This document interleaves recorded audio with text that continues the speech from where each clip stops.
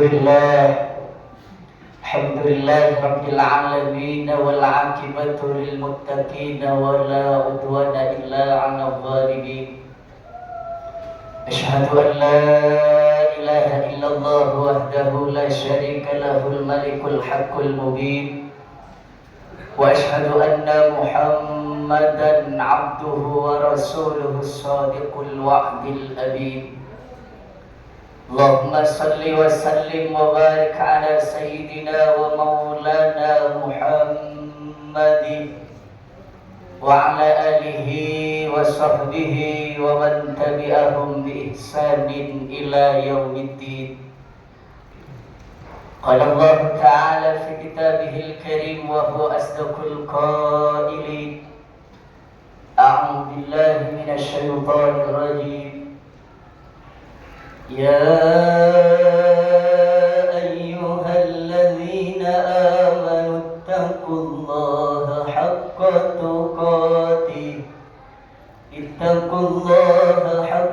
تقاته ولا تموتن إلا وأنتم مسلمون. Sadaqallahul azim wa sadaqa wa ballagha rasuluhun nabiyul karim wa nahnu ala dhalika minasy syahidin. Amma ba'du, fa ya ibadallah, usikum wa nafsi bitaqwallah wa ta'atihi la'allakum tuflihun. Ittaqullah faqad fazal muttaqun. Ma'asyiral muslimin wa zumratal mu'minin, jamaah Masjid Nurul Falah rahimakumullah. Marilah kita selalu berusaha untuk senantiasa meningkatkan kualitas keimanan dan ketakwaan kita kepada Allah dengan cara berusaha semampu kita di dalam melaksanakan semua perintah-perintahnya Allah dan memaksa diri kita di dalam menjauhi dan meninggalkan semua larangan-larangan Allah, agar kita termasuk ke dalam golongan orang-orang yang sa'idun fid dunya wa sa'idun fil akhirah, orang-orang yang beruntung, orang-orang yang bahagia, orang-orang yang selamat di dunia ini dan di akhirat nanti. Jamaah rahimakumullah, di dalam Al-Quran surat Al-Imran ayat 102 terdapat satu perintah Allah dan terdapat satu larangan Allah yang sering kita dengar karena sering dibaca oleh para khatib di atas mimbar, yakni ya ayyuhalladzina amanu taqullaha haqqa tuqatih wa la tamutunna illa wa antum muslimun. Kata Allah, ya ayyuhalladzina amanu, hai orang-orang yang beriman. Seruan Allah kepada orang-orang yang beriman, perintah Allah kepada orang-orang yang beriman. Ittaqullaha, bertakwalah kamu semua kepada Allah, haqqa tuqatih, dengan sebenar-benarnya takwa. Perintah Allah dalam Al-Imran 102 ini singkat, yakni ittaqullaha haqqa tuqatih, namun mengandung penjelasan yang amat sangat padat hingga pengamalannya sangatlah berat. Sebab implementasi atau praktek dari perintah Allah ittaqullaha haqqa tuqatih dalam tafsir Jalalain dijelaskan bi ayyuta Allah fala yuqsa wa yushkara fala yukfar wa yudhkara fala yunsa.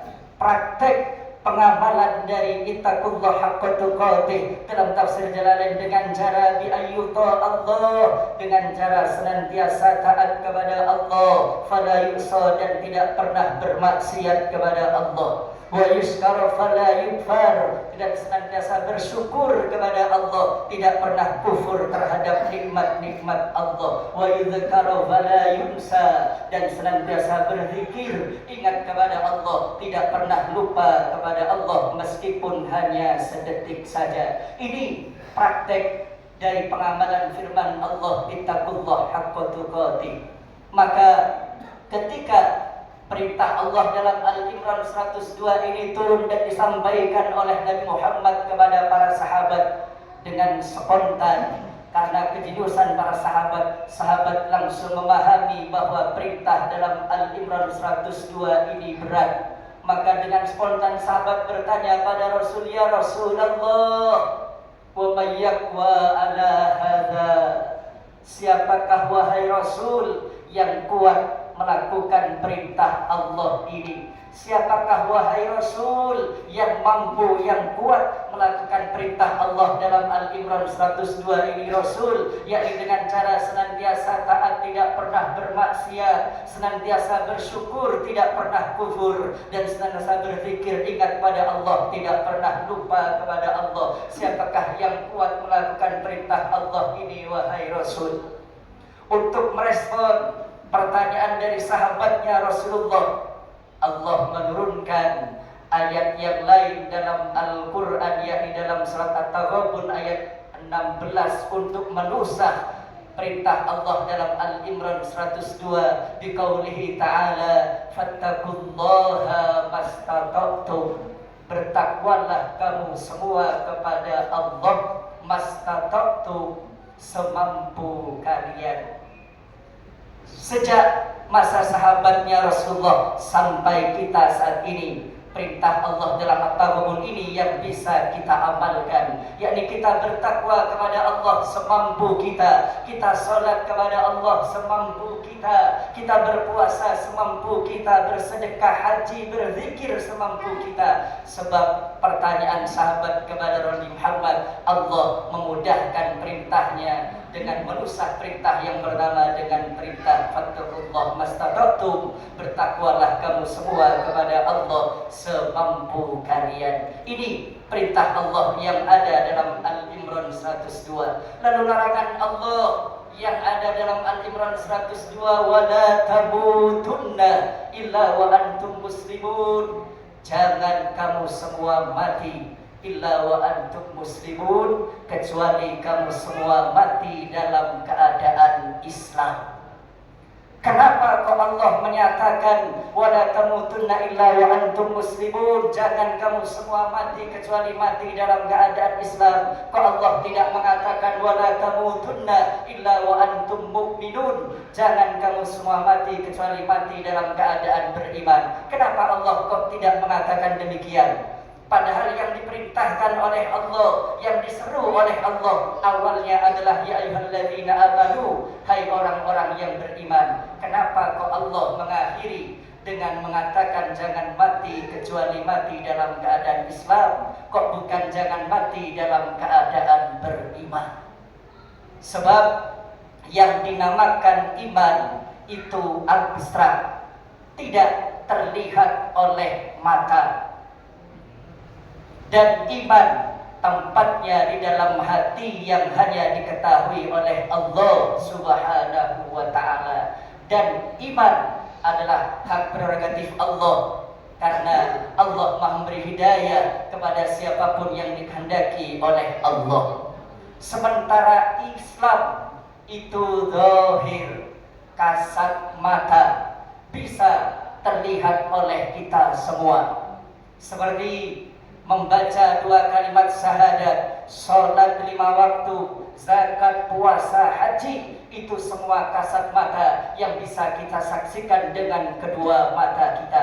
Maka ketika ada orang yang senantiasa istiqomah sholat berjamaah di Masjid Nurul Falah, istiqamah berzikir, istiqamah membaca Al-Quran, istiqamah berselawat kepada Nabi Muhammad, istiqamah menjalankan syariat-syariat Islam, istiqamah membela Islam saat dihina, istiqamah membela Allah, membela Rasulullah, membela Al-Quran saat dinista dan dihina, istiqamah berjihad di jalan Allah. Maka seandainya malaikat Israel pada saat itu datang, maka bisa dipastikan ia mati dalam keadaan Islam. Karena secara zahir kita saksikan ia mati di dalam menjalankan syariat Islam. Soal hatinya, imannya, itu hanya diketahui oleh Allah Subhanahu wa ta'ala. Ini rahasianya. Nahnu nahkumu bidzawahir wallahu yatawalla bis-sarair. Kita hanya bisa menghukumi manusia secara zahir, sementara batinnya, rahasianya, hatinya, Allah yang maha mengetahuinya. Juga yang dinamakan orang Islam yang sebenarnya bukan kita yang saat ini berada di dalam masjid. Orang Islam yang sebenarnya, yang hakiki dalam pandangan Allah, dalam kitab Qaulul Tuyan yang selama 3 hari dikaji, diajarkan oleh Habib Umar bin Hafid di Masjid Istiqlal. Orang Islam yang sebenarnya adalah mamata alal Islam wa in taqaddama alaihi kufrun. Orang Islam yang sebenarnya adalah orang yang mati dalam keadaan Islam. Wa in taqaddama alaihi kufrun, meskipun dulunya, sebelumnya ia kafir. Banyak contohnya. Umar bin Khattab dulunya, sebelumnya kafir, bahkan hampir-hampir membunuh Nabi Muhammad, tapi pada akhirnya masuk Islam sampai akhir hayatnya Islam, hingga makamnya bersanding dengan makam Nabi Muhammad sallallahu alaihi wasallam. Maka itulah orang Islam yang sebenarnya. Saat ini juga ada, bahkan baru-baru ini ada seorang pendeta yang lama jadi pendeta, pada akhirnya masuk Islam dan akhir hayatnya sangat indah yang susah diikuti oleh orang-orang biasa, yakni Ustadz Yahya Waloni. Sebelumnya pendeta, tapi matinya mati dalam keadaan Islam, di atas mimbar saat sedang khutbah di hari Jumat dan di hari raya Idul Adha di dalam masjid. Ini luar biasa anugerah dari Allah. Sebelumnya kafir, tapi matinya mati Islam. Dialah orang Islam yang sebenarnya dalam pandangan Allah Subhanahu wa ta'ala. Ada Ruben Onsu yang Islam di tangan Ba'alawi, yakni Habib Yahya, Habib Usman bin Yahya. Ada Deddy Kobuzer yang sebelumnya kafir, tiba-tiba masuk Islam, mudah-mudahan sampai mati juga Islam, karena telah didoakan oleh Habib Umar bin Hafid radhiyallahu anhu. Juga kenapa Allah kok melarang kita jangan mati kecuali mati dalam keadaan Islam? Sebab setan-setan musuh kita yang nyata nantinya akan datang kepada kita saat kita sakaratul maut, dengan menyerupai orang-orang yang kita cinta, dengan berwujud orang yang kita cinta. Ada yang berwujud guru kita, kiai kita, orang tua kita, anak istri kita. Untuk apa setan datang pada orang yang sakaratul maut?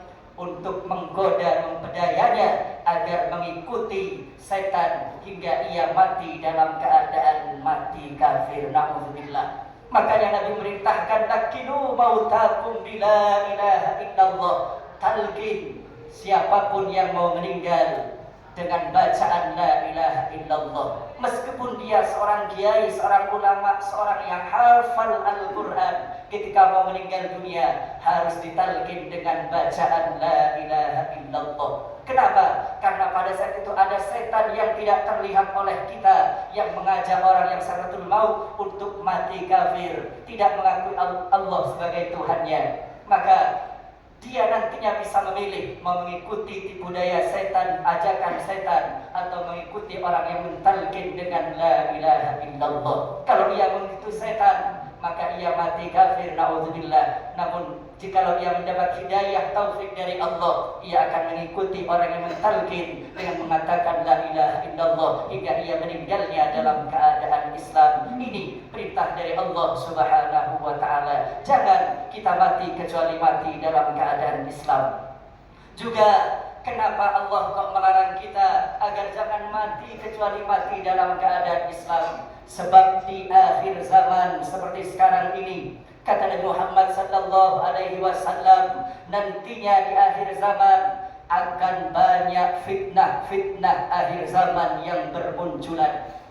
Ketika fitnah akhir zaman itu bermunculan, yang fitnah akhir zaman itu kata Nabi Muhammad SAW, kakita'il lailil muzlim, laksana potongan di tengah malam yang gelap gulita, hingga orang tak tahu lagi arah, tak tahu lagi siapa, tak tahu lagi kemana harus melangkah, saking gelapnya. Itu fitnah di akhir zaman oleh Nabi diibaratkan bagaikan potongan di tengah malam. Orang tak tahu lagi kemana harus melangkah, kemana harus mengikuti, tak bisa lagi membedakan siapa yang asli dan siapa yang palsu, tak tahu bisa lagi membedakan mana yang hak dan mana yang batil, tak bisa lagi membedakan mana yang benar dan mana yang salah. Hingga ketika fitnah akhir zaman itu bermunculan, kata Muhammad sallallahu alaihi wasallam, yusbihur rajulu mu'minan wa yumsi kafiran. Ketika fitnah akhir zaman bermunculan, kata Nabi Muhammad, pagi-paginya masih Islam, pagi-paginya masih beriman, wa yumsi kafiran, tiba-tiba sorenya sudah berubah menjadi kafir. Ada yang wa yumsi mukminan, sorenya masih mukmin, sorenya masih beriman, sorenya masih Islam. Wa yusbihu kafiran, tiba-tiba paginya sudah berubah menjadi kafir. Saking dahsyatnya fitnah akhir zaman, hingga dengan sekejap bisa melenyapkan nilai-nilai keimanan kita kepada Allah Subhanahu wa ta'ala. Mudah-mudahan kita senantiasa diberikan taufik dan hidayah oleh Allah untuk senantiasa bisa menjaga iman dan Islam kita, senantiasa bisa melaksanakan semua perintah-perintah Allah, dan senantiasa bisa menjauhi semua larangan-larangan Allah, hingga kita husnul khatimah ketika kembali menghadap Allah yang berhak untuk mendapatkan syafaatnya Rasulullah dan berhak untuk dimasukkan ke dalam surganya Allah, berkumpul dengan Rasulullah. Amin ya rabbal alamin. A'udzu billahi minasy syaithanir rajim. Wasari'u إلى مغفرة من ربكم وجنة أرضها السماوات والأرض أعدت للمتقين. بارك الله لي ولكم في القرآن العظيم ونفعني وإياكم بما فيه من الآيات والذكر الحكيم وتقبل مني ومنكم تلاوته إنه هو السميع العليم.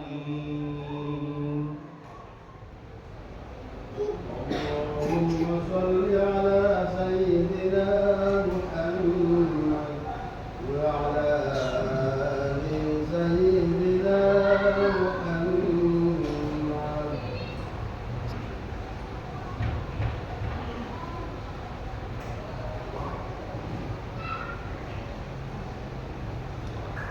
Alhamdulillah hamdan kama amar, wa asyhadu an la ilaha illallah wahdahu la syarika lahu ghaban liman jahada bihi wa kadhar, wa asyhadu anna sayyidana wa nabiyyana Muhammadan abduhu wa rasuluhu sayyidul insi wal bashar.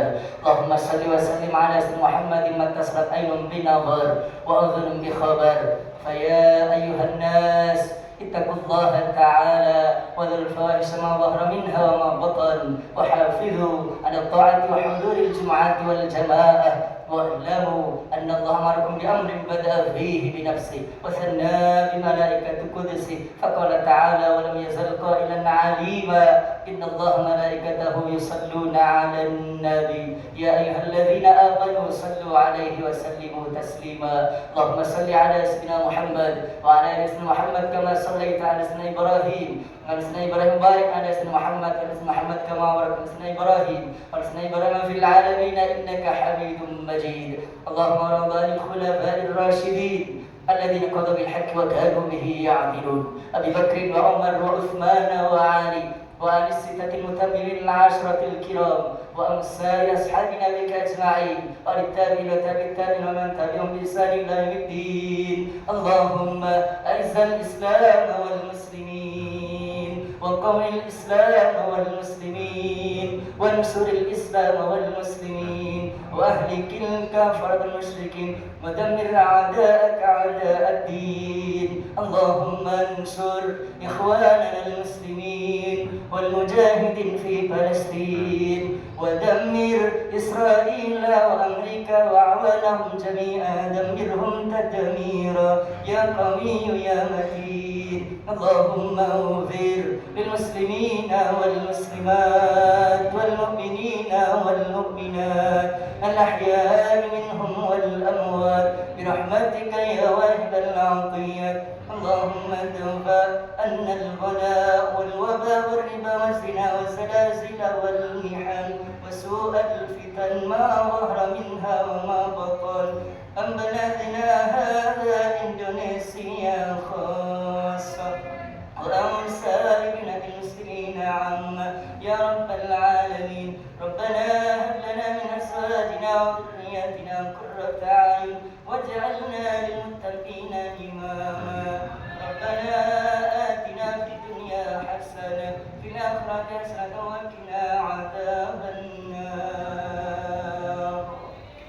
عباد الله، إن الله يأمر بالعدل والإحسان وإيتاء ذي القربى وينهى عن الفحشاء والمنكر والبغي يعظكم لعلكم تذكرون. فاذكروا الله العظيم يذكركم واشكروه على نعمه يزدكم وسبحانه ولذكر الله أكبر.